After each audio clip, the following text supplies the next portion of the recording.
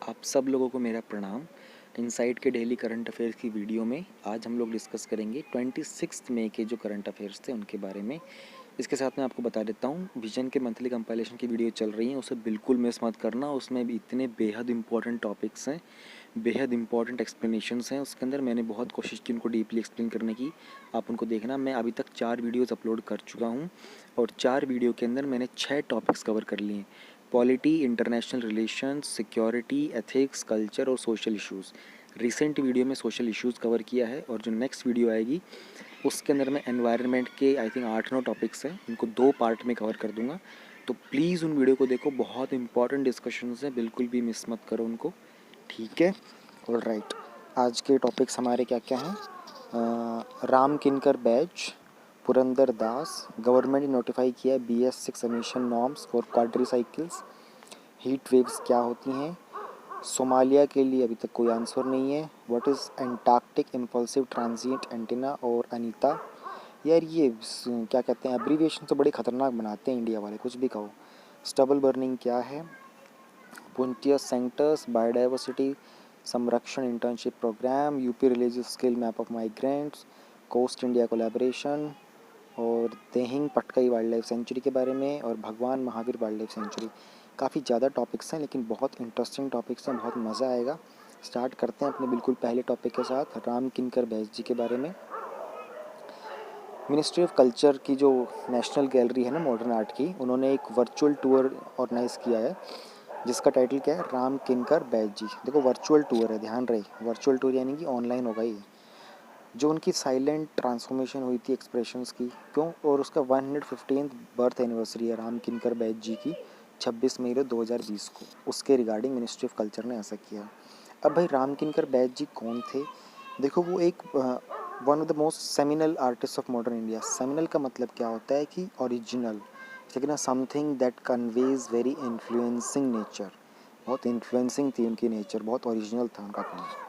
1906 से 1980 तक यानी कि 74 ईयर्स तक वो अर्थ पे रहे थे हमारे साथ। देखो जो बड़े महान लोग होते हैं ना, उनके बारे में हम लोग कभी भी ये नहीं बोलते कि उनकी डेथ हो गई, हम उनके बारे में यही बोलते हैं कि दे लेफ्ट देयर बॉडी। महान लोगों के बारे में एक कलाकार महान ही होता है। जैसे कोई, अगर हम साधु संत के बारे में, किसी सन्यासी, किसी गुरु के बारे में जो बहुत ही जीवन की ऊंचाइयों को छू चुके हैं, उनके बारे में हम लोग हमेशा ये बोलते हैं कि दे लेफ्ट देयर बॉडी।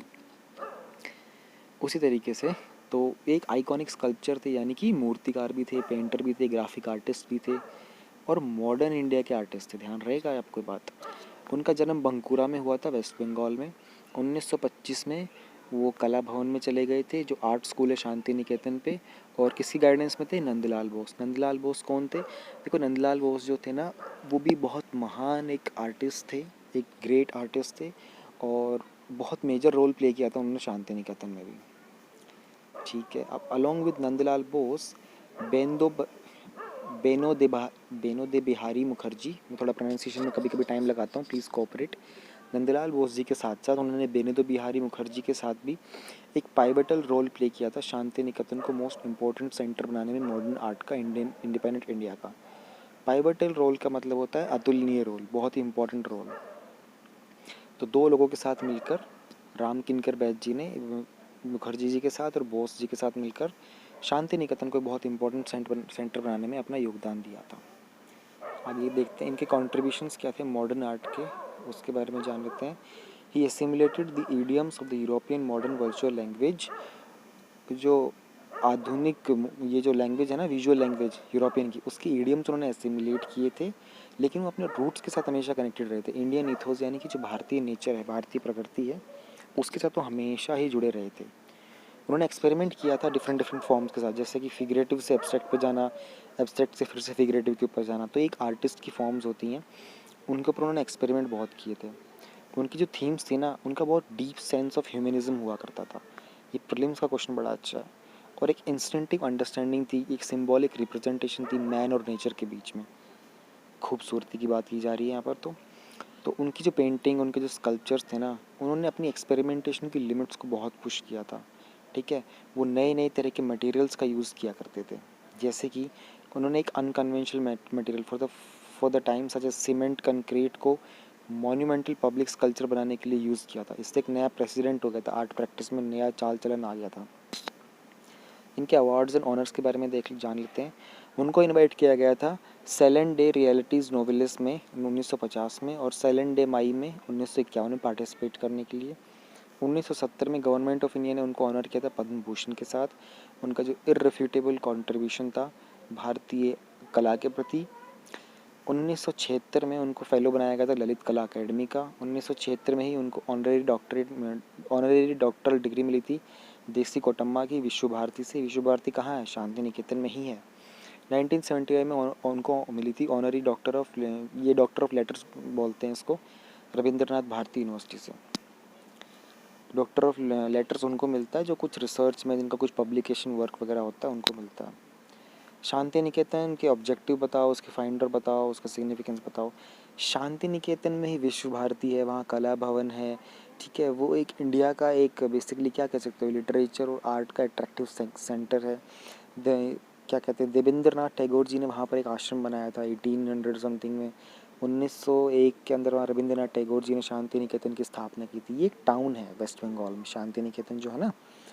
फिर इसको यूनिवर्सिटी टाउन बना दिया गया, यहाँ पे कला भवन वगैरह, विश्व भारती यूनिवर्सिटी वगैरह सब आ गई। राम किनकर बैज जी के कॉन्ट्रीब्यूशंस क्या थे, हमने जस्ट अभी ऊपर पढ़े। 5 तरह के कॉन्ट्रीब्यूशंस थे उनके। नंदलाल बोस, मैंने आपको बताया था भारत के बहुत ही ग्रेट एक आर्टिस्ट रह चुके थे। इनके गुरु भी थे और क्या कहते हैं, इनके मेंटोर भी थे। क्या नाम है इनका? राम किनकर बैज जी के। और शांति निकेतन के अंदर तो उनका महत्वपूर्ण रोल था ही था। किसका? नंदलाल बोस जी का। अगला हमारा टॉपिक है पुरंदर दास। पुरंदर दास जी के बारे में क्या चल रहा है, कौन थे ये, क्या इनके कॉन्ट्रीब्यूशंस थे, न्यूज़ में क्यों हैं, ये सब इसके बारे में हम लोग जान लेते हैं।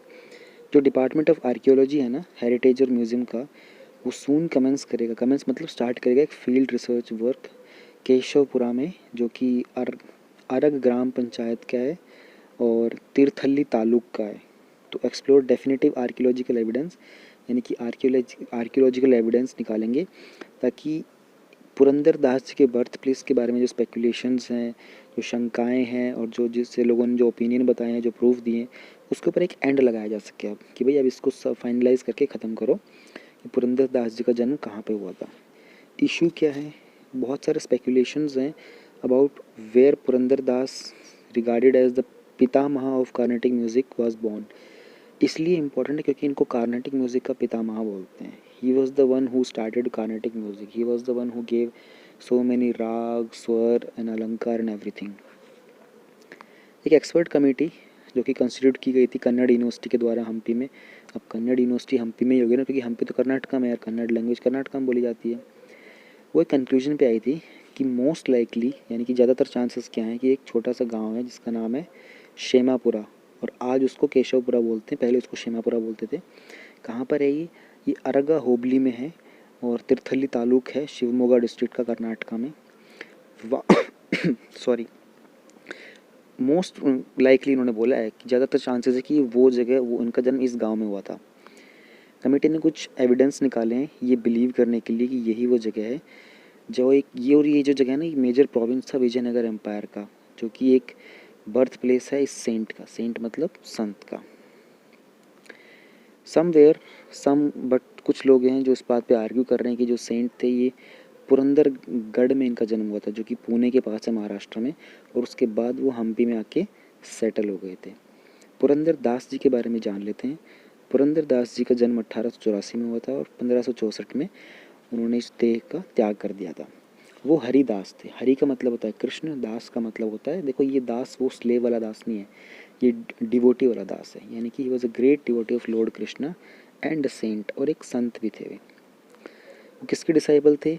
माधवा फिलोसफर थे, सेंट व्यास तीर्थ, उनके वो डिसाइपल थे, उनके शिष्य थे वो। और एक कंटेम्प्रेरी थे एक और ग्रेट हरिदास के, जिनका नाम था कनकदास। कंटेम्प्रेरी का मतलब क्या होता है? दोनों सेम टाइम में एग्जिस्ट करते हैं। जैसे कि बीरबल का कंटेम्प्रेरी मुगल रूलर कौन था? अकबर, यानी कि दोनों उसी टाइम में एग्जिस्ट करते थे। तो पुरंदर दास जी के टाइम पे कौन एग्जिस्ट करते? दूसरे हरि के जो लॉर्ड कृष्ण के डिवोटी कौन थे? कनकदास। पुरंदर दास जो थे ना, वो पायनियर थे who blended the rich musical streams, जो कि द्रविडियन और आर्यन म्यूजिक का था, उनको एक सिंगल स्ट्रीम के अंदर लेके आए थे कार्नेटिक म्यूजिक में। पायनियर का मतलब क्या होता है? अग्रणी, नेता। ठीक है, जो किसी काम को आगे बढ़ चढ़ के करता है उसको पायनियर बोलते हैं। Prior to his initiation to Haridasa tradition, यानी कि हरिदास का जो ट्रेडिशन था उससे पहले पुरंदर दास जी एक रिच मर्चेंट थे, एक बहुत ही अमीर व्यापारी हुआ करते थे और उनका नाम था श्रीनिवास नायक। भारतीय म्यूज़िक के प्रति उनके क्या क्या कॉन्ट्रीब्यूशन रहे हैं, भारतीय संगीत की प्रति बात करते हैं। उन्होंने फॉर्मुलेट किए थे बेसिक लेसन्स कार्नेटिक म्यूज़िक की टीचिंग के, जैसे कि स्ट्रक्चरिंग द ग्रेडी एक्सरसाइज, जिसको बोलते हैं स्वर वल्लीज और अलंकारास, ये सब उन्होंने स्ट्रक्चर किए थे। उन्होंने इंट्रोड्यूस किया था राग मयम्मल व गोला, ये राग था, उन्होंने ही इसको इंट्रोड्यूस किया था। ये फर्स्ट स्केल होता है जो सिखाया जाता है जो बिगिनर्स होते हैं इसके अंदर, और ये प्रैक्टिस आज भी फॉलो की जाती है। उन्होंने गीतास भी नॉविस स्टूडेंट्स यानी कि जो नए बच्चे होते हैं उनके लिए गीतास भी कंपोज की। देखो गीता मतलब गीत से, ये साधारण गाने को गीत बोलते हैं। हमारी जो गीता है, जो भगवत गीता है, भागवतम, वो भी एक गीत है, वो म्यूज़िक है, इसलिए उसका नाम गीता है। उसको कृष्ण जी ने गाया था, बोला नहीं था, इसलिए वो गीता है। Alright. He is noted for composing Dasa Sahitya as a bhakti movement vocalist and a music scholar. एक म्यूज़िक स्कॉलर और एक भक्ति मूवमेंट के वोकलिस्ट होते हुए उन्होंने दास साहित्य को भी कंपोज किया था। फिर इनके सोशल रिफॉर्म की बात कर लेते हैं, सामाजिक बदलाव क्या क्या लेके आए थे वो। पुरंदर दास जी तो थे ना, वो ट्राई करना चाहते थे, रिफॉर्म करना चाहते थे प्रैक्टिसेस को सोसाइटी के अंदर, और उन्होंने प्रीच किया था दूसरे जगह पर भी, लोकल लैंग्वेज के अंदर। कन्नड़ के अंदर वो डिवोशनल सॉन्ग्स यानी कि भक्ति के गीत गाते थे। मोस्ट ऑफ हिज कीर्तन, जितने भी उनके कीर्तन थे ना, वो डील करते थे सोशल रिफॉर्म्स में और पिन पॉइंट डिफेक्ट्स, यानी कि छोटी छोटी जो कमियाँ होती है ना समाज के अंदर, उन सबको पिन पॉइंट करते थे, उन डिफेक्ट्स को। It teaches complete self surrender and unadulterated love towards Lord Krishna the supreme. Self surrender का मतलब होता है स्वयं का संपूर्ण समर्पण, ठीक है, सेल्फ सरेंडर करना। और अनअडल्ट्रेटेड लव, अनअडल्ट्रेटेड मतलब इसमें मिलावट ना हो, ऐसा प्रेम जिसमें मिलावट ना हो, किसके प्रति? श्री कृष्ण के प्रति, जो सुप्रीम है, जो सबसे परम है, उसके प्रति। फिलॉसफी जो है भक्ति की पुरंदर दास के कंपोजिशंस में, वो कहाँ से आती है? वो आती है एसेंशियल टीचिंग से, जो रियलिस्टिक प्लूरिस्टिक माधवा फिलोसफी है वैष्णविज्म की, वहाँ से। एक होता है वैष्णविज्म जो विष्णु जी को फॉलो करते हैं, अब कृष्ण जी तो विष्णु जी के ही अवतार थे ना। और दूसरा होता है शैविज्म। शैविज्म का मतलब होता है जो लोग शिव जी को फॉलो करते हैं। तो ये दो इज़म हैं, आपको पता होना चाहिए। एक शक्ति इज़म भी होता है जो देवी को बहुत फॉलो करते हैं। तो इनकी जो फिलॉसफी थी भक्ति की, इनकी सारी की सारी कंपोजिशन जो थी वो माधवा की फिलोसफी थी वैष्णविज्म की, वहाँ से इसके रूट्स थे। पुरंदर दास ने कुछ जातिवाद की भी कुछ कमियों थी, किन गलतियों, कुछ प्रॉब्लम्स थी, उनसे भी लड़ाई की थी, मतलब उनके बारे में बताया था अपने गीतों के द्वारा, अपने सॉन्ग्स के द्वारा ही। उनका एक गाना है, देखो मैं थोड़ा कोशिश करता हूँ प्रोनाउंस करने की, ये साउथ इंडियन लैंग्वेज में, शायद पॉसिबली कन्नड़ लैंग्वेज में है। आवा कुलवा दरेनु आवा न दरेनु आत्मा भवा वरियादा मेले। तो ही वंडर्स कि what is the use if one doesn't understand the spirit of humanism whatever caste और status one might be accredited to. कहने का मतलब ये है कि आपको अगर ह्यूमनिज्म का ही मतलब, इंसानियत के ही मतलब नहीं पता है, तो आप किसी जाति से मेल खाते हैं या फिर संबंध रखते हैं, इसका कोई फ़ायदा नहीं है। पुरंदर दास के मुताबिक there was no inequalities among men and women. स्त्री और पुरुष के अंदर कोई भी इनइक्वालिटी नहीं थी। दोनों के पास हर तरह के बराबर के हक थे, बराबर की जिम्मेदारियाँ थी, और अपना हर तरह का हक था कि वो अपनी रोज़मर्रा की ज़िंदगी को अपने तरीके से जी सकें। उन्होंने कुछ फोर्सफुल एक्सप्रेशंस भी डाले थे, जैसे अनटचेबिलिटी हो गया, जो उस समय डोजिंग सोसाइटी, मतलब जो उस समय से हमारे समाज को खाए जा रहा था, अनटचेबिलिटी, छुआछूत जैसे, ऐसे कुछ सामाजिक विकल्पों के ऊपर भी उन्होंने अपना ध्यान डाला था। Next we have government notifies BS6 emission norms for quadricycle. सरकार ने BS6 एमिशन के नॉर्म्स बताए हैं क्वाड्री साइकिल के लिए। जिन लोगों को BS4 BS6 के बारे में नहीं पता, छोटा सा इंट्रोडक्शन दे देता हूँ, ऊपर की कहानी बता देता हूँ।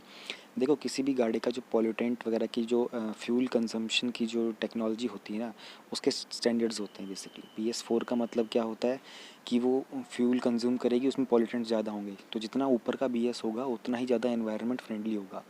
तो इंडिया BS4 पे चल रहा था पहले, लेकिन 2016 में नोटिफिकेशन आई थी कि 1 अप्रैल 2020 से हम लोग BS6 को स्टार्ट कर देंगे। 4 से 6 पे हम लोगों ने क्यों जंप कर लिया, हम लोगों ने 5 को क्यों स्किप किया? एक्चुअली इंडिया जो है ना वो यूरोप के नॉर्म्स को फॉलो करता है। तो BS4 मतलब यूरोप का भी 4, BS5 मतलब यूरोप का 5, BS6 मतलब यूरोप का 6। और चाइना जो है वो चाइना भी यूरोप के नॉर्म्स फॉलो करता है। चाइना को उस टाइम चल रहा था BS5। तो इंडिया ने ये सोचा कि भाई पहले हम लोग 4 से 5 पे आएंगे, चाइना ऑलरेडी 5 पे चल रहा है, फिर हम लोग 6 पे आएंगे, तो इसमें तो बहुत साल लग जाएंगे, तो क्यों ना हम एक को बीच में स्किप करते हैं, हम डायरेक्ट 6 पे जंप कर जाते हैं। तो इंडिया ने बोला कि ठीक है हम BS4 से डायरेक्ट BS6 के उसके ऊपर नॉर्म्स के ऊपर जंप कर जाएंगे। और तो उसमें फ़ायदा क्या होता है कि देखो सल्फ़र वगैरह कंटेंट हो गया, नाइट्रोजन कंटेंट हो गया, कार्बन कंटेंट हो गया, ठीक है। ये टेक्नोलॉजी अच्छी यूज़ की जाती है कार मैन्युफैक्चरिंग में BS6 नॉर्म्स में, कि आपको वही कार लेनी है जिसमें BS6 नॉर्म्स के वेरिफिकेशन होगा। कंपनीज़ को ये नोटिफिकेशन चला जाता है, ठीक है। अब हाई टेक्नोलॉजी होती है तो फिर उसमें देखो खर्चा तो ज़्यादा आएगा ही, लेकिन उसका एडवांटेज ये होता है कि कुछ लोग एक्साइटेड होते हैं कि उनके पास लेटेस्ट टेक्नोलॉजी की कार भी होगी। तो टारगेट ये होता है कि इससे क्या होता है, फ्यूल का एमिशन जो होता है ना उसमें पॉल्यूटेंट पार्टिकल्स जो होते हैं वो बहुत ही कम हो जाते हैं, इसलिए BS6 को प्रेफर किया जा रहा है। ऊपर की कहानी अब आपको समझ में आ गई होगी। अब हम चलते हैं अंदर की कहानी के अंदर। Ministry of road and transport और हाईवेज, जिसके मिनिस्टर कौन है, नितिन गडकरी जी हैं। यार एक पॉलिटिशियन ऐसा है, नितिन गडकरी हो गया, एक स्वामी सुब्रमण्यम स्वामी हो गए, एक शशि थरूर हो गए, ये कुछ एक ऐसे पॉलिटिशियंस हैं ना, इनकी टॉक सुना करो। ये लोग बड़े ही लिटरेट हैं, मतलब मैंने दोनों पार्टी के कोई ना कोई मिनिस्टर बताए हैं, क्योंकि हम यहाँ पॉलिटिकल बायस नहीं देखेंगे, हम लोग यहाँ पर एक इंसान की ना लर्निंग देखते हैं। ये 3-4 मिनिस्टर्स हैं ना, ये बहुत पढ़े लिखे हैं, इनकी टॉक सुना करो, आपके मेंस के आंसर में कुछ ना कुछ आपको हेल्प मिलेगी।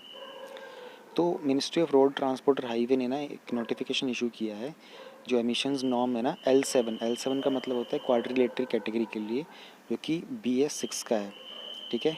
ये जो नोटिफिकेशन है ये कंप्लीट करती है BS6 की प्रोसेस को, जो कि कैटेगरी व्हीकल BS6 के जो जितने भी कैटेगरी व्हीकल है ना उन सब के लिए एमिशन के नॉर्म्स, एमिशन का मतलब होता है जो पॉल्यूटेंट्स बाहर आ रहे होते हैं ना धुआं के फॉर्म में, वो एमिशन होता है। वो यूरोपियन यूनियन के वर्ल्ड मोटरसाइकिल टेस्ट साइकिल के ऊपर है। देखा मैंने आपको बताया था ना, हम लोग यूरोपियन यूनियन का जो मॉडल है उसी को फॉलो करते हैं।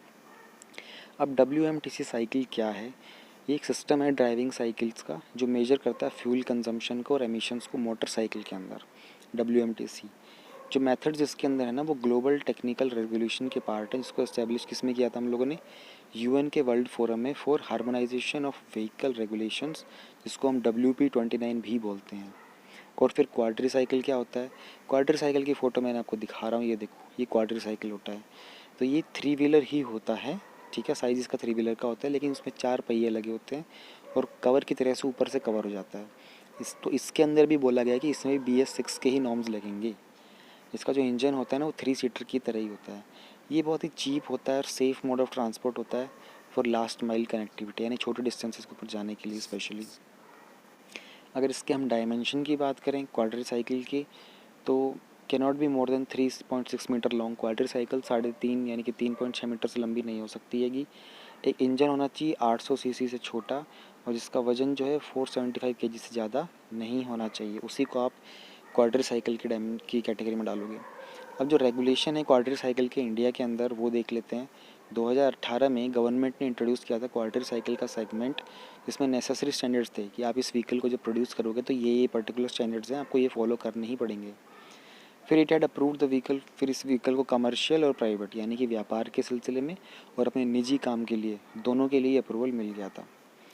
प्रीलिम्स के क्वेश्चन देख लेते हैं। What is L7 category of vehicles. L7 category of vehicle मैंने आपको ऊपर दिखाया था, आपको फिर से दिखाता हूँ। क्वाड्री साइकिल कैटेगरी है, ये देख रहे हो। L7 कैटेगरी मतलब क्या है, क्वाड्री साइकिल कैटेगरी है, ठीक है। नेक्स्ट क्वेश्चन है क्वाड्री साइकिल क्या होता है, हम लोगों ने जस्ट अभी पढ़ा है, 3 व्हीलर का होता है, इतना वजन इतनी लेंथ, ये सब पढ़ा हम लोगों ने। How are they regulated India, India के अंदर इनको रेगुलेट कैसे किया जाता है। देखो regulation of quadricycles in India का ही पार्ट यही जस्ट अभी हम लोगों ने पढ़ा है, तो सेम सी दे दी, कुछ नया तो पूछा ही नहीं। इन एमिशन नॉर्म्स को एडमिनिस्ट्रेट कौन करता है, ये हमारी ट्रांसपोर्ट मिनिस्ट्री करती है। डिफरेंस क्या है BS4 और BS6 के अंदर, BS4 के अंदर ना पॉल्यूटेंट पार्टिकल बहुत ज़्यादा निकलते हैं, स्पेशली सल्फ़र का, नाइट्रोजन का कंटेंट हो गया, ठीक है।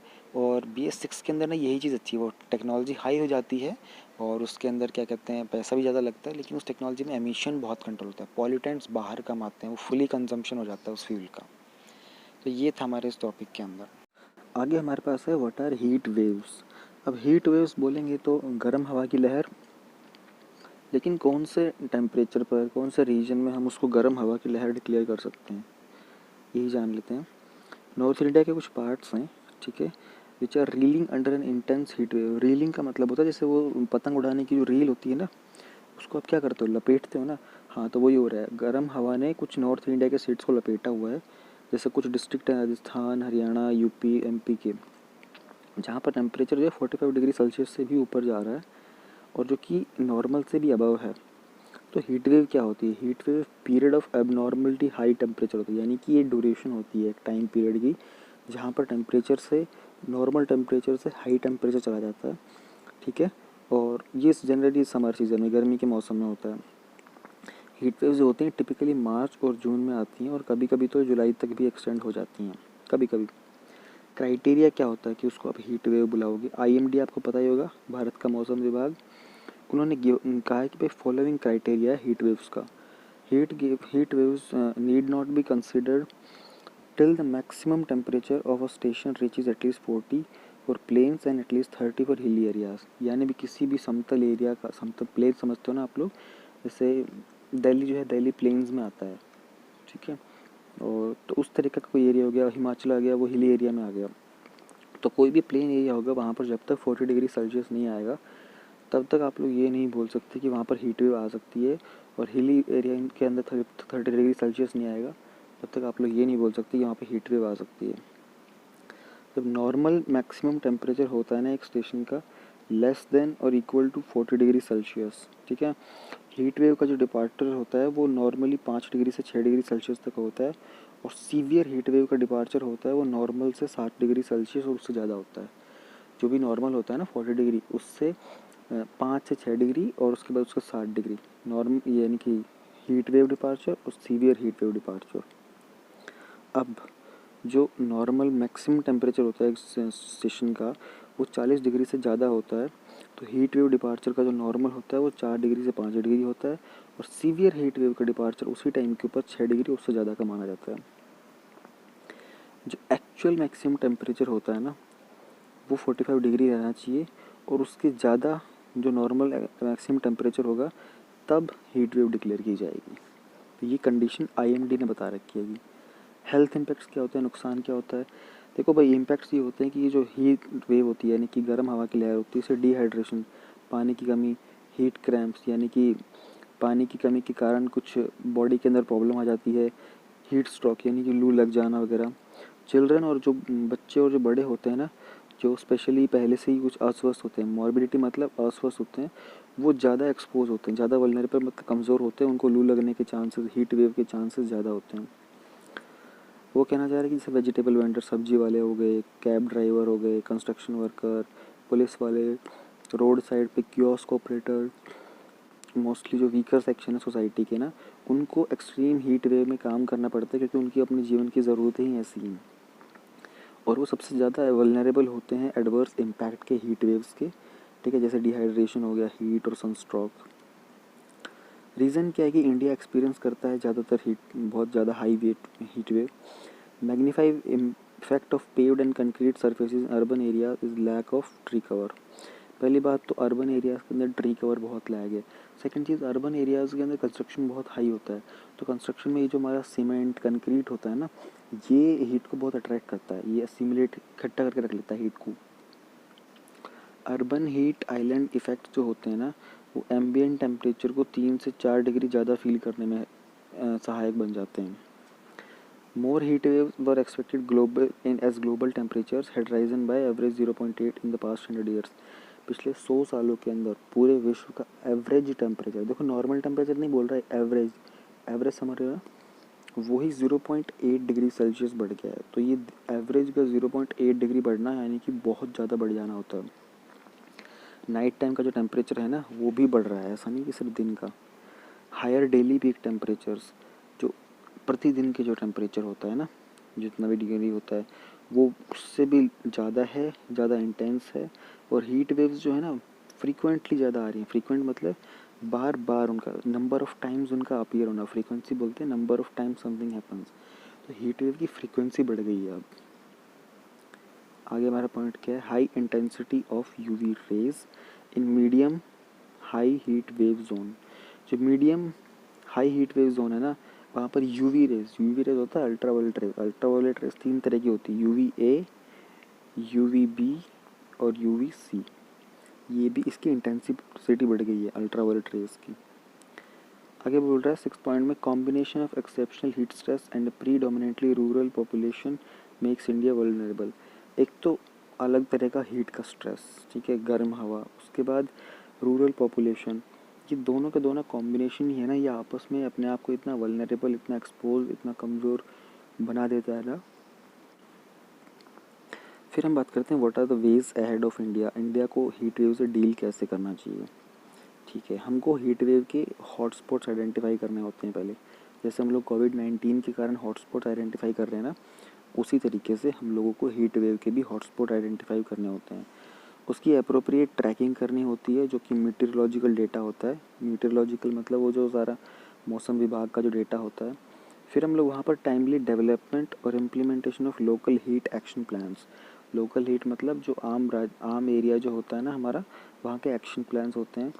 उसमें इंटर एजेंसी कोऑर्डिनेशन होता है, एक से दूसरे विभाग का आपस के अंदर कोऑर्डिनेशन होता है, ठीक है, और रिस्पॉन्स करते हैं जहाँ जो टारगेट करते हैं मोस्ट वल्नरेबल ग्रुप को। कोविड-19 के पैंडेमिक में भी हम लोग यही कर रहे हैं ना, जो रेड जोन होता है, जो कंटेनमेंट जोन होता है, उसके अंदर ज़्यादा फैसिलिटीज़ प्रोवाइड की जाती हैं कि ज़्यादा वहाँ पर रिस्ट्रिक्शन होती हैं, ठीक है। उसी तरीके से जो हम लोग हॉटस्पॉट आइडेंटिफाई कर लेते हैं हीट वेव के, तो जहाँ पर हमको लगता है कि यहाँ पर हीट वेव के चांसेस ज़्यादा है, वहाँ पर ज़्यादा कोऑर्डिनेशन किया जाता है। फिर रिव्यू करते हैं हम existential occupational health standards, labour law, sectoral regulation, work safety in relation of climatic conditions. जो ऑक्यूपेशनल हेल्थ स्टैंडर्ड है ना, यानी कि जो लोग अपना ऑक्यूपेशन मतलब जो रोज़मर्रा की ज़िंदगी में काम काज करते हैं, उन सब के जो हेल्थ के स्टैंडर्ड्स हैं, लेबर के जो लॉज हैं, सेक्टर के जो रेगुलेशन होते हैं ना वर्कर्स की सेफ्टी के लिए, तो क्लाइमेट कंडीशन को ध्यान में रख के इन सब के जो कानून बने हुए हैं, जो स्टैंडर्ड्स बने हुए हैं, इन सबको रिव्यू करने की ज़रूरत है। पॉलिसी इंटरवेंशन और कोऑर्डिनेशन अक्रॉस 3 सेक्टर्स, ये हेल्थ, वाटर और पावर, इन सब के अंदर पॉलिसी का इंटरवेंशन और फिर कोऑर्डिनेशन, यानी कि हेल्थ, वाटर और पावर, इन सब में जो पॉलिसी होती है, जो कामकाज होता है, जो कानून होता है ना, उन सबको इंटरवीन करने की ज़रूरत है इन 3 सेक्टर के अंदर। इसमें कुछ स्टैंडर्ड सेट करने पड़ेंगे, इसमें पुराना डेटा है उसका एनालिसिस करना पड़ेगा, ठीक है, और उसके अकॉर्डिंग हमको जो भी प्रॉब्लम समझ में आ रही है उसका सॉल्यूशन देना पड़ेगा। फोर्थ क्या आता है हमारा, फोर्थ बोल रहा है कि promotion of traditional adaptation practice, जो पौराणिक हमारी वो थी ना तरीके थे, देखो पुराने ज़माने के तरीके बहुत ही शानदार थे। वो लोग घर के अंदर क्या करते थे, मैं एक गांव जानता हूँ राजस्थान के अंदर, मैं खुद वहाँ गया हूँ एक शादी के अंदर। उन्होंने एक कमरा जो है ना, वो कुछ उसकी टेरेस जो है ना कुछ इस तरीके से गुंबद जैसी बना रखी है, ठीक है, और फिर वो ऊपर नॉर्मली ऐसे ही है, ठीक है, तो इस तरह से कमरा है, ये उसका एंट्रेंस है, ये पिलर है, ये पिलर है, तो 3 दरवाजे टाइप के हैं, नॉर्मल खुला हुआ है ये, और ये सेम चीज़ दोनों साइड है, यानी कि आगे पीछे दोनों से खुला हुआ है। उसकी खासियत पता नहीं क्या है, उन्होंने किस तरीके का आर्किटेक्चर बनाया है। आप कितनी ही बड़ी गर्मी में चले जाओ, उसके नीचे जब बैठ जाते हो ना, you feel like you are sitting in to the AC। ये राजस्थान के गांव में है एक्चुअल में, आई हैव बीन देयर, मैं एक शादी में गया था and we were specially taken to this place just to show कि हमारे उनके गांव की खासियत है ये। I don't remember the name of that village, बहुत सालों पहले गया था मैं। और उन्होंने बोला था कि एग्जैक्टली ऑपोजिट होता है सर्दी के अंदर। बाहर बोलते हैं कि इस पिलर के बाहर अगर आप एक कदम रखोगे ना तो आपको ठंड में कांपोगे, लेकिन जस्ट इस पिलर के नीचे रहोगे अंदर तो आपको बहुत नॉर्मल फील होता है। This is speciality about this architecture. तो कहीं ना कहीं ये कहना चाह रहे हैं कि हम लोग जो ट्रेडिशनल एडेप्टेशन प्रैक्टिसेस हैं, जैसे घर के अंदर रहना, कंफर्टेबल क्लोथ्स पहनना, इनको और ज़्यादा प्रमोट करें। लेकिन मैंने जो एग्जांपल दिया वो बहुत ही टिपिकल था ट्रेडिशनल प्रैक्टिस का। Popularization of simple design feature as shaded windows, underground water storage tank, insulating housing material। Housing material को इंसुलेट करना, जैसे कि खिड़कियाँ वगैरह होती हैं, इनको इंसुलेट करना, छत का टेरेस को इंसुलेट करना, अंडरग्राउंड के वाटर का स्टोरेज को मैनेज करना, ठीक है, शेडेड विंडोज़ का यूज़ करना, इन सब आइडियाज़ को पॉपुलर करने की ज़रूरत है।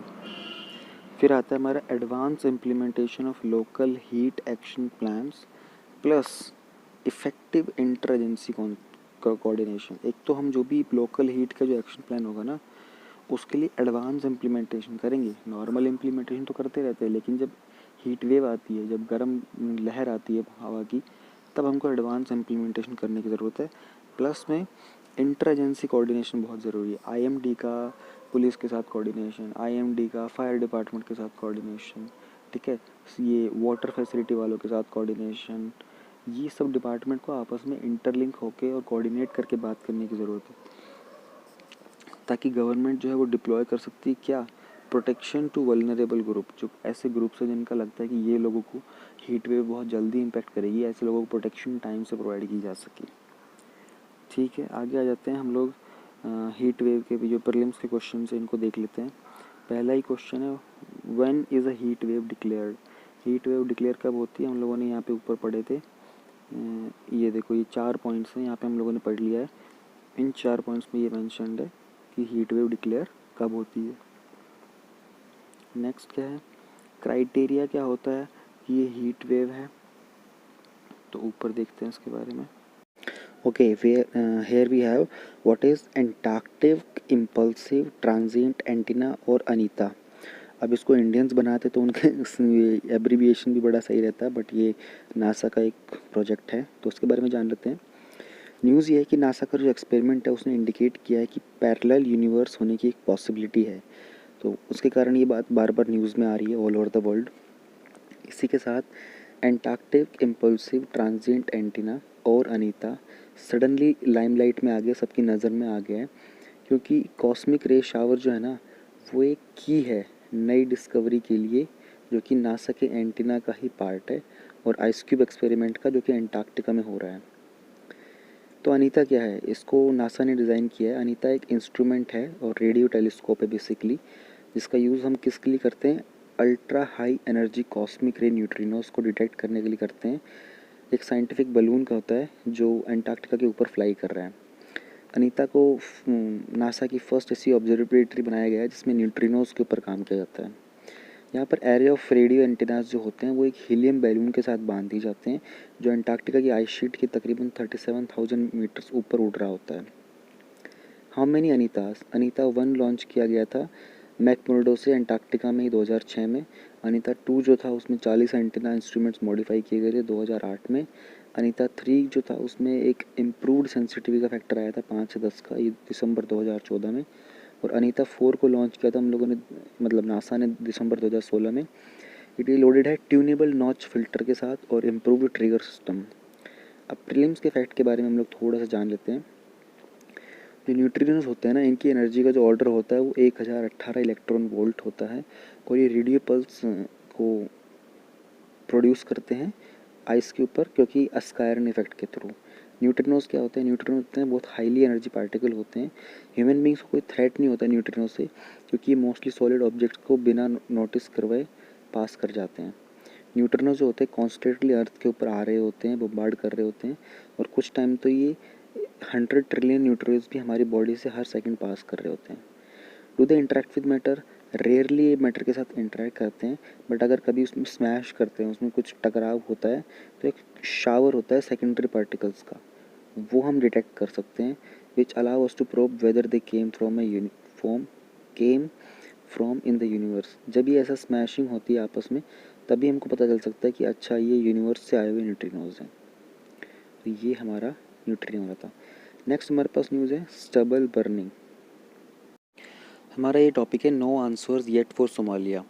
सोमालिया और केन्या के बीच ना एक मैरीटाइम लैंड का डिस्प्यूट चल रहा है, ठीक है, और आईसीजे में, इंडियन इंटरनेशनल कोर्ट, इंडियन क्यों बोल रहा हूँ मैं इंटरनेशनल कोर्ट ऑफ जस्टिस में ये इशू चल रहा है। मैं आपको ना एक बार मैप से दिखा देता हूँ, आपको ईजिली समझ में आएगा, फिर हम पढ़ेंगे, वरना समझ में नहीं आएगा। तो ये देखो मैं आपको दिखाता हूँ डिस्प्यूट क्या चल रहा है ना। देखो ये है सोमालिया कंट्री, ये है केन्या कंट्री, ठीक है। सोमालिया क्या बोल रहा है, सोमालिया बोल रहा है कि ये जो मैरीटाइम ये वाला एरिया है ना, ये सोमालिया बोल रहा है कि भैया इसकी जो मैपिंग है ना वो इस डायरेक्शन में होनी चाहिए। देखो आपको मैप दिख रहा है इनका, यहाँ से ये जो लाइन आ रही है ये वाली, ये बोल रहा है कि इस तरीके से बनाओ। ये जो ब्लू लाइन है ना, ये सोमालिया बोल रहा है कि इस एरिया हमको इतना दो, ताकि हमारा जो बॉर्डर लाइन है ना उसके पैरेलल जाके हमको ये एरिया मिले। केन्या क्या बोल रहा है, केन्या बोल रहा है नहीं, मैरीटाइम लाइन है, बाउंड्री है ना, उसको ऐसे ड्रॉ करो। केन्या ऐसा क्यों कह रहा है, वो कह रहा है कि इसके बाद तंजानिया के साथ, केन्या के बाद तंजानिया का जो बॉर्डर है ना वो भी इसी तरीके से, यानी कि वो इक्वेटर के पैरेलल में है। तंजानिया से अगली जो कंट्री है ना उनका भी इस तरीके से पैरेलल में है। तो कहीं ना कहीं केन्या का ये कहना बहुत जायज़ भी है कि भाई इस तरीके से जब ये सारी लाइनें नीचे से आ रही हैं तो आप यहाँ पर भी इसको ऐसे ही ड्रॉ करो, ठीक है। और कि सोमालिया का ये जो कहना है कि सोमालिया कह रहा है कि हमारी जो बॉर्डर लाइन है ना, इसके साथ पैर बिल्कुल स्ट्रेट लाइन जानी चाहिए हमारे बॉर्डर की। तो देख रहे हो ना आप, ये डिस्प्यूटेड एरिया हो गया पूरा का पूरा। अब इसका डिस्प्यूटेड एरिया का, जब यहाँ पर बहुत सारा अच्छा रिसोर्सेज है ऑयल वगैरह का, तो जिसको ये एरिया मिल जाएगा उस कंट्री को सारे के सारे रिसोर्सेज मिल जाएंगे। तो यही मुद्दा है, इसी के ऊपर हम लोग डिस्कस करते हैं कि कौन इसको अलाउ करता है, क्या कुछ चल रहा है इसके अंदर। कहानी आपको समझ में आ गई होगी, अब आपको समझना बहुत ईजी हो जाएगा। डिस्प्यूट सोमालिया और केन्या के बीच में delimitation of this maritime boundary. Maritime boundary मतलब ओशन की जो बाउंड्री है ना, उसको डीलिमिट करने का, यानी कि उसकी बाउंड्री डिफाइन करने की बात की जा रही है। डिस्प्यूट का जो एरिया है ना, लगभग 1 लाख स्क्वायर किलोमीटर का एरिया, और ट्राइंगल बन रहा था ना जो, वो तकरीबन 1 लाख स्क्वायर किलोमीटर का है। उसमें बहुत सारे ह्यूज डिपॉजिट्स हैं ऑयल और गैस के। ये जो डिस्प्यूट है ना, ये एक डिसएग्रीमेंट हुआ था over which direction of the two countries border x tends into the Indian ocean. मतलब जो डायरेक्शन है उसी का डिस्प्यूट है। मैंने आपको इमेज में जब एक बार दिखा दिया ना, तो आपको ये बहुत अच्छे से याद हो गया होगा। सोमालिया आर्ग्यू करता है कि जो मैरीटाइम बाउंड्री है वो कंटिन्यू करनी चाहिए उसी की डायरेक्शन, जो उसके लैंड बाउंड्री की जो डायरेक्शन है ना साउथ ईस्ट में, उसी पाथ पे। और केन्या बोलता है कि भैया रादर देन वो उसको आप उसी पाथ पे ड्रॉ करने के, आप उसको 45 डिग्रीज ऊपर करो, ताकि वो एक पैरेलल उसके थ्रू चले जाए, इक्वेटर के पैरेलल जो बाउंड्री बन रही है सबकी चैनल की, उसके थ्रू चला जाए। अब इससे क्या होगा कि अगर ऐसा करता है तो केन्या का जो नैरोबी, यानी कि उसकी जो कैपिटल है, केन्या को ज़्यादा एक्सेस मिलेगा, लार्जर चंक मिलेगा सी का। सॉल्यूशन के लिए क्या क्या एफर्ट डाले गए हैं। एक 2009 का एमओयू था, एमओयू बोलते हैं मेमोरेंडम ऑफ अंडरस्टैंडिंग को। जब दो पार्टीज आपस में कोई एग्रीमेंट या डिसएग्रीमेंट करती है ना, तो उसके बाद मेमोयू बनता है, यानी कि दोनों को पेपर पे लिखा जाता है, दो पेपर सेम होते हैं, उस पर दोनों पार्टीज साइन करती हैं, वो दोनों एक्सचेंज हो जाते हैं, दोनों के पास सेम कॉपी रहती है, उसको एमओयू बोलते हैं। Each granted the other no objection to presenting separate submission to the UN Commission on the Limits of Continental Shelf (CLCS). दोनों ही कंट्रीज़ ने, दोनों ही नेशन ने CLCS को अपने अपने अकॉर्डिंग जो अपना था ना प्रेजेंटेशन, या हमको ये एरिया इसलिए चाहिए, वो दोनों ने अपना बिना किसी ऑब्जेक्शन के सबमिट कर दिया था। उन्होंने अपने ये बताया था कि हमारी जो आउटर लिमिट्स है कॉन्टिनेंटल शिफ्ट की बियॉन्ड 200 माइल्स की। देखो कॉन्टिनेंटल शिफ्ट के बियॉन्ड 200 माइल्स में क्या होता है ना, मान लो वो 200 नॉटिकल माइल्स यहाँ तक आ रहा है, एग्जांपल बता रहा हूँ, तो यहाँ तक का एरिया तो आपको एक्सेस मिलेगा इस कंट्री का। अगर इसके 200 नॉटिकल माइल्स के बियॉन्ड का भी आपको एरिया लेना होता है ना, सपोज़ वहाँ पे रिसोर्सेज अवेलेबल है, तो आप ये यूएन के इस कन्वेंशन के थ्रू, CLCS वाले के थ्रू आपको इन्फॉर्म करके स्पेशल एप्लीकेशन देके आपको एरिया एक्सेस करने को मिल जाता है। ठीक है, तो under the convention the coastal state shall establish the outer limits of its continental shelf where it extends beyond 200 metre on the basis of recommendation of the commission. तो ये रिकमेंड कर देता तो हो जाता है। फंक्शन क्या है, ये जो कमीशन है ना, ये क्या करता है, रिकमेंडेशन बनाता है उस कोस्टल स्टेट्स के लिए on the matter that are related to establishment of those limits. जिस तरीके से वो बाउंड्री सेट करनी उसके ऊपर रिकमेंडेशन देगा। इसके रिकमेंडेशन और एक्शन जो है shall not prejudice matter related to delimitation of boundary between states with opposite और एडजेसेंट कोस्ट। यानी कि इस कन्वेंशन का जो रिकमेंडेशन होगा ना, वो दूसरी एडजेसेंट कोस्ट वगैरह की जो बाउंड्रीज़ है ना, उन सबको डीलिमिट ना करे। बेसिकली इसका काम यही है कि एक तरीके से डिस्प्यूट रिजॉल्व करना है इस कमीशन को। तो ये सेटलमेंट करेगा कि भैया आपका एरिया कितना बनता है, उस कंट्री का एरिया कितना बनता है, फिर ये रिकमेंड करेगा कि अब आप लोग इस चीज़ को यहाँ से अपनी बाउंड्री ड्रॉ कर लो, यहाँ तक का आपका एरिया जस्टिफाइड है, हर कंट्री ने इस प्रोसीजर को फॉलो किया हुआ है, तो आप भी इस प्रोसीजर को ऐसे फॉलो कर लो। ये काम होता है CLCS का। मेंबर्स कौन होते हैं CLCS के, इस कमीशन के जो मेंबर्स होते हैं वो 21 मेंबर्स हैं, ठीक है ना। कमीशन के 21 मेंबर्स से ध्यान रहे, वो एक्सपर्ट्स होते हैं जियोलॉजी में, जियोफिजिक्स में, हाइड्रोग्राफी में, और इलेक्ट किए जाते हैं स्टेट पार्टीज़ के द्वारा इस कन्वेंशन में फ्रॉम अमंग देयर नेशनल, अपने अपने कंट्रीज़ से, having due regard to the need to ensure equitable geographical representation. उनका मेन मोटिव ये होता है कि हर एक कंट्री को अपना इक्विटेबल, यानी कि जितना उनका बनता है, मैंने इक्विटेबल टर्म आपको ऊपर भी समझाया था, जितना ऊपर समझाया था, पिछले टॉपिक में समझाया था, मैं समझाते समझाते भूल गया, जितना उनका बनता है उनको उतना ही जोग्राफिकल रिप्रेजेंटेशन मिलना चाहिए उनकी पर्सनल कैपेसिटी में। UN क्लोज क्या है, कंट्रीज़ कौन से हैं इंडियन ओशन में, हॉर्न ऑफ अफ्रीका क्या है, और व्हाट इज़ CLCS, इंडिया का रिप्रेजेंटेशन क्या है, अब हम ये जान लेते हैं। अच्छा गाइज़, अगले ना 1 मिनट तक मैं आपको ये 4 पॉइंट बताऊंगा। थोड़ा बैकग्राउंड में हो सकता है कुछ गाने वाने की नॉइज़ आ रही हो। सुबह के 4:30 बज रहे हैं, मैं इसको रिकॉर्ड कर रहा हूँ, और कहीं दूर एक मंदिर में ना कुछ गाने वाने चल गए, सब इतना शांत है कि मैं कहीं जा ही नहीं पा रहा हूँ। सिर्फ 1 मिनट के लिए 4 क्वेश्चन में बैकग्राउंड नॉइज़ रहेगा, क्योंकि पिछली वीडियो मैंने इतना लंबा रिकॉर्ड कर लिया, मैं इसको बंद नहीं करना चाहता। उसके बाद मैं फिर रिकॉर्डिंग बंद करूँगा, जब ये सब बंद हो जाएगा भजन कीर्तन, तब मैं नेक्स्ट आगे की रिकॉर्डिंग करूँगा। तो यूएन क्लॉज क्या है? यूएन क्लॉज है जो लॉज है ना सी के, हमारे कानून जितने भी सी से रिलेटेड जितने भी लॉज बनते हैं वो सारे के सारे यूएन क्लॉज में आते हैं। कंट्रीज़ कौन सी इंडियन ओशन रीजन के अंदर? तो अपना इंडिया ही हो गया, बांग्लादेश हो गया, और क्या कहते हैं श्रीलंका हो गया, फिर उधर इंडोनेशिया आ गया, एंड देन कम्स ऑस्ट्रेलिया आ गया, फिर इधर साउथ अफ्रीकन कंट्रीज़ आ गए, कुछ मेडागास्कर वगैरह आ गया। ये सारे के सारे इंडियन ओशन रीजन नहीं है। ठीक है, फिर horn of Africa. Horn of Africa ना एक ईस्टर्न पार्ट है अफ्रीका का, तो उसके अंदर सोमालिया भी आता है। देखो सोमालिया जो है ना हॉर्न ऑफ अफ्रीका का पार्ट है। ठीक है, और इथोपिया भी हॉर्न ऑफ अफ्रीका का पार्ट है, और इसके बाद जिबूती हो गया, अर्ट्रिया हो गया। जनरली 4 कंट्रीज़ है, इनका हिस्टोरिकल कल्चरल जो बैकग्राउंड लिंकेज है ना वो बहुत स्ट्रॉन्ग है। फिर वो कह रहा है CLCS क्या होता है, तो हम लोगों ने ऊपर पढ़ ही लिया CLCS। इंडिया का रिप्रेजेंटेशन उसमें क्या है? देखो इंडिया अभी फ़िलहाल इंडिया ने जो लास्ट इसके ऊपर बात की हुई थी वो थी कि इंडिया अपना एक ऑफिशियल अपॉइंट करेंगे, ताकि इंडिया चाहता है कि इसका जो इकोनॉमिक सेंसिटिव जोन है ना 200 नॉटिकल माइल्स का, उसको ये लोग इंक्रीज़ करके 350 करवाना चाहते हैं। ठीक है, तो कहीं ना कहीं उसमें श्रीलंका भी कंसर्न एरिया आएगा। तो CLCS ने भी बोला था कि हाँ इस पे काम बात करेंगे, और श्रीलंका का एरिया, श्रीलंका ने भी कुछ एरिया क्लेम किया है, उनका क्लेम किया हुआ एरिया थोड़ा ज़्यादा है, तो पहले एक बार उनकी बात सुनी जाएगी, फिर इसके ऊपर डिस्कशन आएगा। इसके ऊपर जब भी कुछ आएगी न्यूज़ तो आपको पता चली जाएगी। ठीक है, अब चलते हैं अगली न्यूज़ के ऊपर। ठीक है, अब इसके ऊपर डिस्टर्बेंस साउंड नहीं आएगी। हमारा अगला टॉपिक है स्टबल बर्निंग। ये तो आप लोग न्यूज़ में सुनते ही रहते होगे, आप लोगों ने जाने कितनी बार सुना होगा, तो इसके बारे में जिसको पता है उनका रिवीजन हो जाएगा, जिसको नहीं पता है उसको पता चल जाएगा। With heat harvesting over in Punjab, जैसे पंजाब के राज्य में गेहूं की जो कटाई है वो हो चुकी है ना। अभी कब कटाई हुई थी? आई थिंक मार्च का महीना होता है गेहूं की कटाई का। तो स्टेट ने विटनेस किया है कि सडनली जो स्टबल बर्निंग, उसका जो बचा कुचा रह जाता है ना गेहूं के बाद, जो भूसा वगैरह, उसको जला देते हैं वो लोग।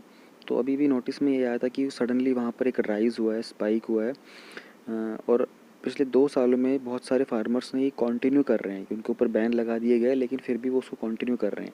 जो भी बचा कुचा रह जाता है ना, रेजिड्यू रह जाता है क्रॉप का, उसको वो जला देते हैं, वो बैन को तो डिफाई करते हैं एकदम। तो ये जो बैन है एक्शन के ऊपर, जो लोग इसको बर्न करते हैं रेजिड्यू वगैरह को, वो एयर एक्ट में आता है। एयर एक्ट 1981 का है, prevention and control of population को। डेटा जो है वो क्या शो करता है, गवर्नमेंट का जो डेटा है ना वो बताता है कि अप्रैल 15 से और 24 मई के अंदर 13,000 इंसिडेंट्स हुए हैं स्टबल बर्निंग के। पिछले साल ये नंबर जो था इसी टाइम पीरियड के अंदर 10,000 था, और 2018 में पंजाब में 11,000 ऐसे इंसिडेंट हुए थे। ये वो इंसिडेंट होते हैं जो कि नोट डाउन कर लेते हैं, जो वरना इसके अलावा तो बहुत सारे ऐसे इंसिडेंट्स होते हैं जो नोट डाउन हो ही नहीं पाते। स्टबल बर्निंग होता क्या है? देखो एक आम, क्या कह सकते हो, परंपरा कह सकते हो या फिर एक तरीका कह सकते हो फार्मर्स का, जिसमें वो अपने खेत के अंदर गेहूं को बोने के लिए ना, और जो गेहूं, देखो अभी गर्मियों खरीफ का मौसम चलेगा अभी, तो अभी वो लोग क्या करेंगे, चावल बोएंगे अपने वहाँ पर। तो चावल को बोने के बाद उसके बाद जो बच जाता है ना सारा का सारा, और उसके बाद जब गेहूँ बोना होता है उस टाइम पीरियड ना बहुत कम होता है वो वाला, कि भैया आप गेहूँ का ये चावल का जो बचा कुचा वो भूसा होता है उसको खेत वेत से हटाओ वहाँ से, और फिर आप चावल गेहूँ को बो। गेहूँ को बोने का प्रोसीजर ऐसा होता है कि पहले पूरे खेत को, खाली खेत को पानी देना होता है। पूरे खाली खेत को पानी दोगे, 3-4 दिन में वो थोड़ा सा ठीक सा हो जाएगा, नॉर्मल हो जाएगा, टाइट सा हो जाएगा दोबारा से। फिर आप उसमें ट्रैक्टर से उसको पहले बहाते हो ताकि उसकी मिट्टी को सॉफ्ट करते हो। उसके बाद थोड़ी 2-4 दिन बाद आप उसमें ट्रैक्टर से दोबारा गेहूँ डालते हो। तो ये प्रोसीजर भी लंबा भी होता है, टाइम कंज्यूमिंग होता है। और चावल के बाद जब वो गेहूँ बोना होता है ना, प्रोसीजर में टाइम बहुत कम बचता है। तो जो चावल का जो बचा कुचा भूसा होता है ना, वो लोग रादर देन उसको वहाँ से हटाने के उसको जला देते हैं।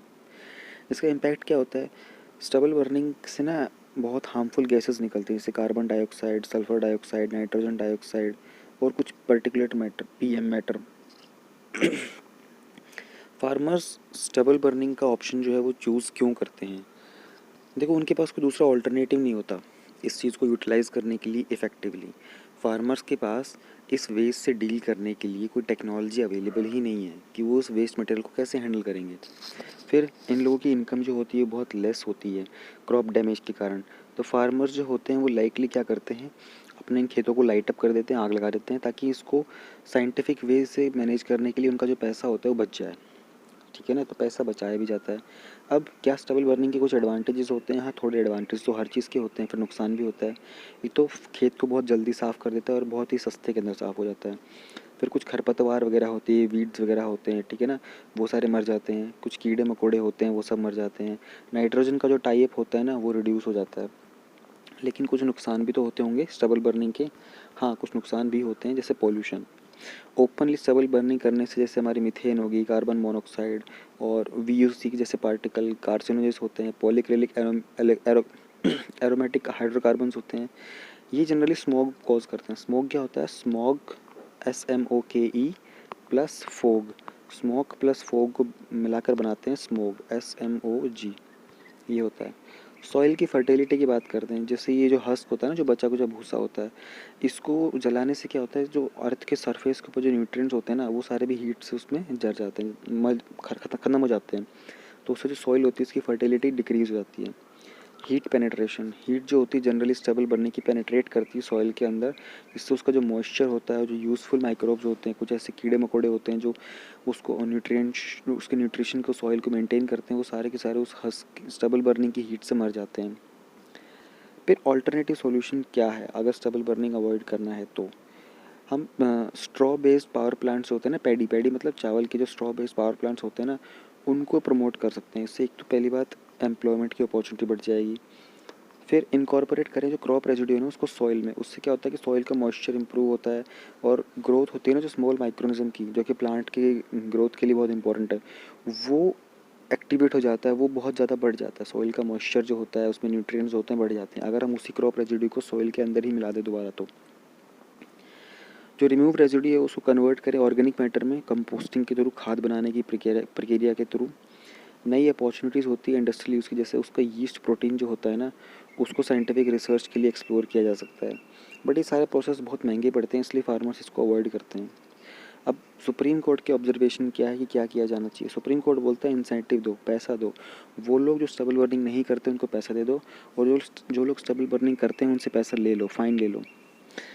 वो बोल रहे हैं कि जो existing minimum support price scheme है ना, उसको इस तरीके से इंटरप्रेट करो कि जो स्टेट्स होली और पार्शली डिनाई करते हैं ना बेनिफिट, एमएस कंसर्न है ना, एनेबल करते हैं स्टेट्स को, उनको इसका एमएसपी का बेनिफिट दे दो, ताकि वो जो क्रॉप रेजिड्यू है ना उसको बर्न करना बंद कर दें। एमएसपी का फ़ायदा उन लोग स्टेट्स को दे दो जो कि इसको फॉलो करते हैं प्रोसीजर को।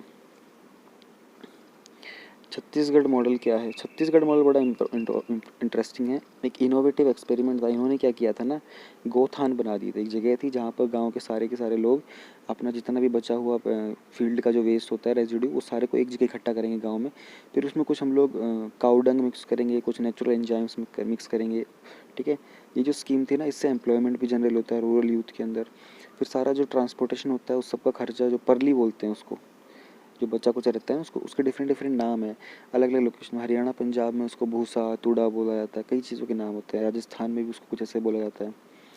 स्टेट ने इस तरीके के कुछ 2000 गोथान इकट्ठे कर लिए, बना लिए वहाँ पर।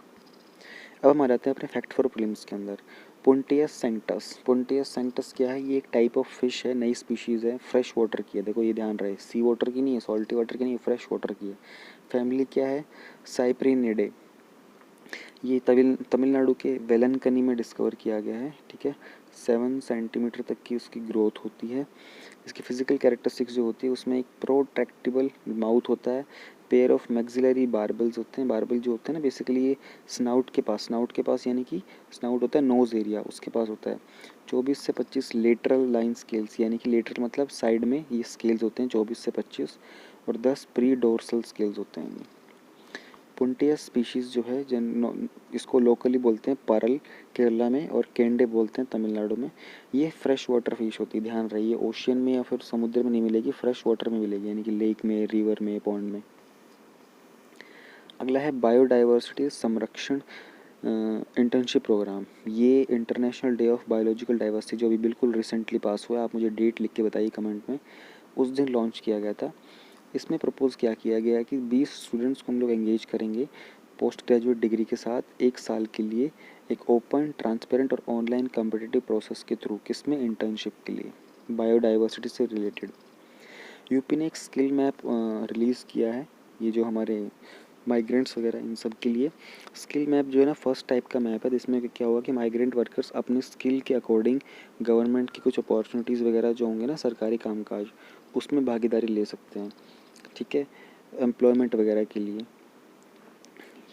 तो इसके कारण एक माइग्रेंट कमीशन भी सेटअप होगा इसी पर्पज़ के लिए। इस लिस्ट के अंदर कौन कौन होंगे? Construction worker, painter, carpenter, driver, electronic और पर्सन जो कि इलेक्ट्रॉनिक्स से एसोसिएटेड हैं, सिक्योरिटी गार्ड हो गए, फर्नीचर फिटिंग वाले वर्कर हो गए, ऑटो रिपेयर के मैकेनिक वगैरह हो गए, ये सब। आगे हम बात करते हैं कोस्ट इंडिया, जो कि कोलैबोरेशन है कोविड एक्शन सपोर्ट ग्रुप का। एक जीआईएस इनेबल्ड डैशबोर्ड है जिसमें इंडिया का मैप होता है जो रिफ्लेक्ट करता है movement of migrants real time में उनके लॉन्ग जर्नी पे, जो कि पैदल चल के जा रहे हैं, और अलॉन्ग विथ फैसिलिटीज़ और relief organisation on their route. उनको पता चलेगा कि आने वाले रास्ते के अंदर कौन से रिलीफ ऑर्गेनाइजेशन है जहाँ से वो थोड़ी हेल्प ले सकते हैं, रेस्ट कर सकते हैं, फूड ले सकते हैं, ये सब चीज़ें। ये प्लेटफॉर्म को डेवलप किया है इंडिया ऑब्जर्वेटरी ने। उसका कोलैबोरेशन था Anand based forest ecological security FES के साथ, जो कि उसका मेन नोडल पॉइंट है। नोडल पॉइंट मतलब responsible point. It draws information कहाँ से लेता है? ये 55 ऑर्गेनाइजेशन है जो ग्राउंड के ऊपर हैं, जिसमें मोस्टली गाँवों के अंदर है, जो कि सारा डेटा अवेलेबल करवाते हैं ताकि सरकार को, स्मॉल लोकल सोसाइटी ग्रुप्स को हेल्प मिल सके। ये जो मैप है ये मैच करता है टाइम और स्पेटियल डेटा। टाइम मतलब समय, स्पेटियल डेटा मतलब स्थानीय जो डेटा होता है ना, लोकेशन बेस्ड डेटा, और एडमिनिस्ट्रेटिव फैसिलिटीज़ होती हैं उस एरिया की। ट्रांसपोर्टेशन हो गया, हेल्थ केयर हो गया, उस एरिया के अंदर क्या कुछ अवेलेबल है on the fly in real time of people passing by, जब वहाँ से लोग गुजर रहे होते हैं उनके पास। अगला है प्लेस इज़ न्यूज़, जुबालैंड। ये सोमालिया की न्यूज़ है, हम लोगों ने ऊपर भी डिस्कस की, तो सोमालिया के बारे में एक और न्यूज़ है। जुबालैंड एक ऑटोनोमस रीजन है सदर्न सोमालिया का, ठीक है, और ये जो ईस्टर्न बॉर्डर है ये 40 से 60 किलोमीटर ईस्ट में है जुब्बा रिवर के, ठीक है। ये आप मैप लोग देख रहे हो ना, ये देखो जुब्बालैंड, ठीक है, ये है वो जुब्बालैंड। जुब्बा रिवर के 40 से क्या कह रहा है, 40 से 60 किलोमीटर ईस्ट में है, स्ट्रेचिंग फ्रॉम गेडो, ठीक है, और to the Indian Ocean, while its western side flanks in north eastern province in Kenya. ये है नॉर्थ ईस्टर्न प्रोविंस केनिया, ठीक है, which was carved out of Jubbaland during the colonial period. ये Jubbaland में से अलग कर दिया गया था कब? कॉलोनियल पीरियड, जब ये ब्रिटिशर्स के अंडर आया करते थे। इसकी लार्जेस्ट सिटी है किस्मायो, यहाँ पर देखो किस्मायो है, ये लार्जेस्ट सिटी है जो कि सिचुएटेड है कोस्ट के ऊपर on the mouth of Jubba river. तो जुब्बा रिवर हमारी कहाँ हो गई? ये पूरी की पूरी हमारी जुब्बा रिवर है, ये पूरी जुब्बा रिवर है हमारी। नेक्स्ट हमारा Dehing Patkai wild life century, ठीक है, ये लास्ट न्यूज़ है हमारी। न्यूज़ में क्यों है? कंसर्न एक्सप्रेस किए गए हैं डाइवर्जन ऑफ 98.5 तकरीबन मान लो 100 हेक्टेयर्स का लैंड जो है सलकेई का प्रपोज जो रिजर्व फॉरेस्ट है, जो कि देहिंग पटकई एलिफेंट रिजर्व का पार्ट है, इसको कोल माइनिंग प्रोजेक्ट के लिए यूज़ करने की बात की जा रही है अपर असम में। ये जो रिज़र्व है ये कहाँ पर है? डिब्रूगढ़ में है और तिनसुकिया डिस्ट्रिक्ट में है असम के। जो देहिंग पटकाई फॉर्म है ये लार्जेस्ट स्ट्रेच है टॉपिकल लॉलैंड रेन फॉरेस्ट का इंडिया के अंदर। ध्यान रहे कौन सा है ऐसा? देहिंग पटकाई। प्रीलिम्स क्वेश्चन ही है ये ऑब्वियसली। एथनिक ग्रुप्स जो इस एरिया में रहते हैं, ये आपको ट्राइब के नाम पता होने चाहिए। अगर इतने सारे नाम आ चुके तो इन ट्राइब से कोई क्वेश्चन बन सकता है।